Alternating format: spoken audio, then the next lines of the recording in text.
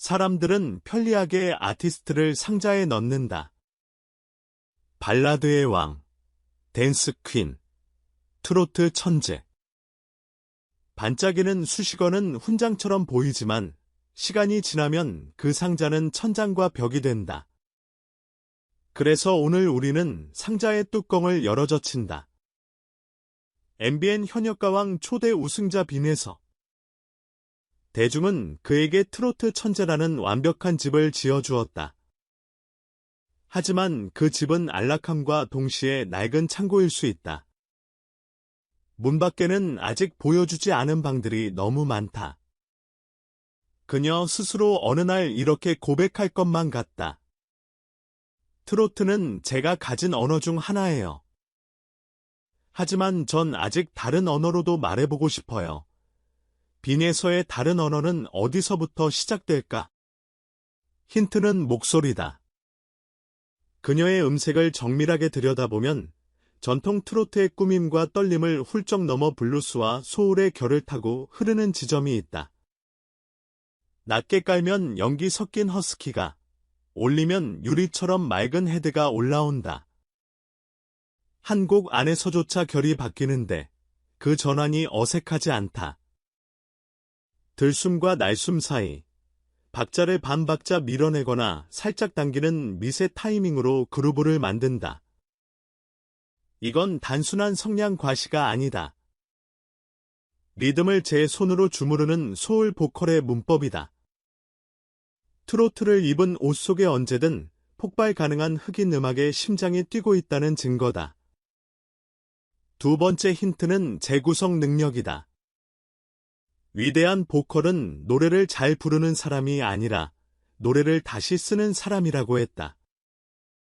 빈에서는 원곡의 그림자를 따라가지 않는다.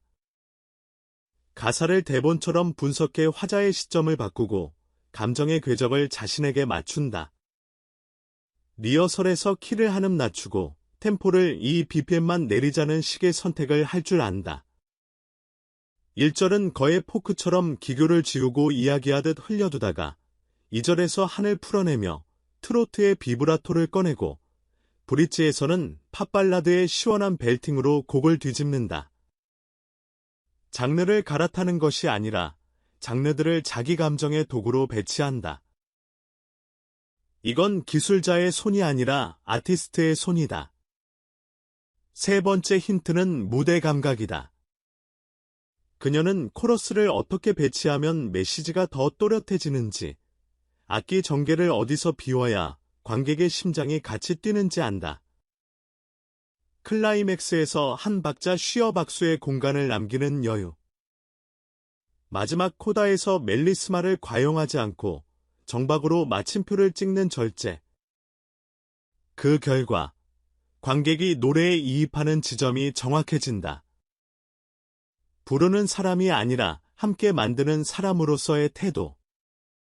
이 덕분에 그녀의 무대에는 늘 합의가 있고 합창이 탄생한다. 여기서 한 이름이 자연스럽게 겹친다. 인순이, 장르를 파괴하고 경계를 재정의해 결국 인순이라는 하나의 장르가 된 선배. 디스코에서 소울, 발라드에서 트로트까지 그의 보폭은 언제나 음악의 미래 쪽으로 뻗어 있었다. 중요한 건 근육이 아니라 태도였다. 마치 거대한 도화지 위에 장르를 얹는 게 아니라 자기의 서사를 얹고 장르를 그 서사의 색으로 칠했다. 빈에서에게서 보이는 건 그 태도의 DNA다. 유행하는 것들을 빠르게 흉내내는 재주가 아니라 오래 남을 것을 자기 것으로 만드는 힘. 둘의 음색도, 세대도 다르다. 하지만 둘의 걸음 방향이 닮았다. 박스받고. 그렇다면 상상의 무대를 펼쳐보자. 록의 명곡의 조명이 붉게 변하고 일렉 기타의 리프가 바닥을 긁는다. 라이브 드러머가 킥을 촘촘히 깔고 빈에서가 가죽 재킷을 걸친 채 등장한다. 전설적 록 발라드의 후렴을 그녀가 끌어올리는 순간 허스키한 한과 록의 야성이 한 지점에서 포개진다. 떼창은 자연스럽게 붙는다. 그날의 키워드는 트로트로. 그 다음 주엔 작은 재즈 클럽으로 장소를 바꾼다. 스포트라이트 하나, 콘트라베이스와 브러쉬 드럼, 피아노만 놓고 어느 재즈 스탠더드를 시작한다. 1코러스는 멜로디를 지키고 2코러스에서 스케처럼 즉흥을 섞는다. 그루브는 과장되지 않지만 발끝이 절로 박자를 쪼갠다. 같은 목소리가 다른 영혼을 입을 때 관객의 표정은 낯설지 않은 낯섦을 만난 사람의 표정이 된다. 뮤지컬 무대도 어울린다. 대극장 전체를 울리는 서사의 고음, 소극장에서 속삭이는 내면의 선율, 둘 다 가능한 목소리다. 비극의 주인공이 무너지는 순간, 과한 오열 대신 호흡으로 파열을 만들 수 있는 사람. 반대로 희망의 대합창에서 중심을 잡아 앙상블의 소리를 끌어올릴 수 있는 리더. 장르가 아니라 격으로 무대를 소비하는 방식이 몸에 배면 무대는 더 넓어진다. 여기서 한 가지 오해를 바로잡자. 트로트를 버리자는 말인가? 절대 아니다. 오히려 반대다. 트로트를 제대로 사랑하려면 바깥 공기를 들이마셔야 한다. 빛이 통할수록 결은 선명해진다. 인순이가 그랬듯 장르는 실험의 필드가 될 때 더 강해진다. 빈에서가 트로트에 더 칠할 바깥의 색은 이미 그녀의 목소리에 묻어있다. 그 색을 당겨 쓰느냐, 가려두느냐의 문제일 뿐 그녀가 학문적으로도 새로운 공부를 이어가는 이유가 여기에 있다. 음악대학에서 이론과 프로듀싱, 편곡을 체계적으로 배우면 이제는 노래하는 사람을 넘어 만드는 사람으로 확장할 수 있다. 한 곡의 톤앤 매너를 처음부터 기획하고 자신의 목소리에 최적화된 사운드를 설계한다. 단어의 자음을 살리기 위해 스네어를 바꾸고 모음의 울림에 맞춰 신스패드를 교체하는 식의 섬세한 제작. 내 목소리를 가장 잘 아는 프로듀서라는 타이틀만큼 아티스트에게 강력한 무기는 없다. 산업은 이미 그 가능성을 맡아볼 준비가 되어 있다. 페스티벌은 장르를 넘나드는 보컬리스트를 원하고 방송은 한 무대 안에서 서사를 만드는 보컬을 원한다. 해외 시장은 언어 장벽 대신 소리의 진정성을 본다. 실제로 K장르 크로스오버의 파도가 세계를 휩쓰는 지금, 트로트의 보편성을 증명할 가장 설득력 있는 방식은 장르와 장르 사이에 다리를 시원하게 건너는 한 사람의 사례다. 그 이름이 빈에 서면 이야기는 빠르게 퍼진다. 구체적인 그림도 그려보자. 첫 비. 트로트 앨범의 콘셉트는 4룸즈. 소울, 록, 재즈, 트로트 4개의 방으로 구성한다. 각 방에는 동일한 하나의 주제를 다른 언어로 풀어낸다. 이를테면 기다림이라는 테마를 소울에서는 미디엄 템포의 그룹으로, 록에서는 드라마틱한 빌드업으로, 재즈에서는 간결한 하모니와 즉흥으로, 트로트에서는 절제된 비브라토와 리듬 호흡으로.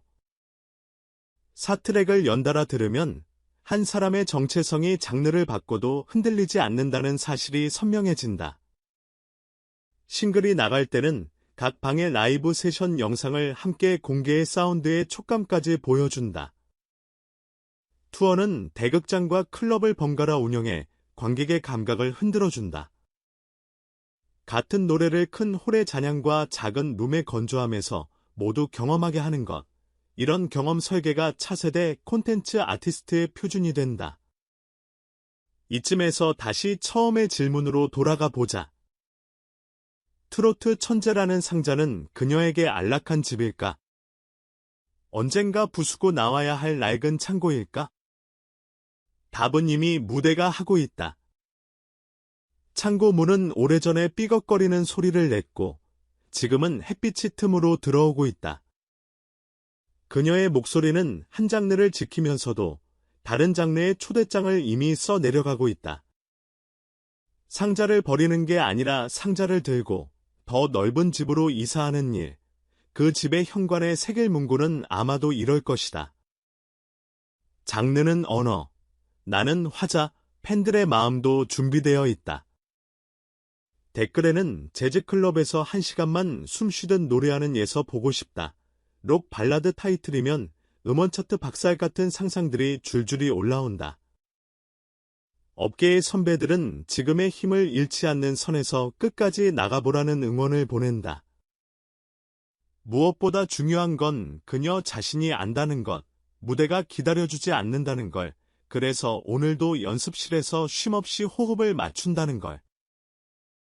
한계를 정하는 건 바깥의 말이 아니라 자신의 호흡이라는 걸, 결국 우리는 또 하나의 평행이론을 보게 될 것이다. 인순이가 시대를 가로질러 딘순이라는 장르가 되었듯 빈에서도 언젠가 빈에서라는 장르가 될 것이다. 트로트의 심장을 품고 소울의 그루브로 걷고 록의 불꽃으로 질주하고 재즈의 여백으로 멈춰서는 그 모든 방향을 하나의 화살표로 묶는 이름. 현역가왕의 트로피는 이미 증명이다. 하지만 그 트로피가 가리키는 건 끝이 아니라 시작이다. 그러니 이제 관객의 상상력 차례다. 만약 여러분이 그녀의 첫 비트로트 프로젝트를 총괄하는 프로듀서라면 어떤 장르로 어떤 말을 어떤 사운드로 그녀의 목소리를 열어보고 싶은가? 어떤 무대에서 어떤 악기 편성으로 어떤 서사를 얹고 싶은가? 당신의 상상이 곧 다음 무대의 설계도가 된다. 한 가지만 약속하자. 상자에 라벨을 붙이기 전에 한 번만 더 귀를 기울이자. 그 목소리는 이미 상자의 바깥에서 울리고 있다. 그리고 그 울림이 언젠가 우리 모두가 함께 부르게 될 새로운 노래의 첫 소절이 될 것이다.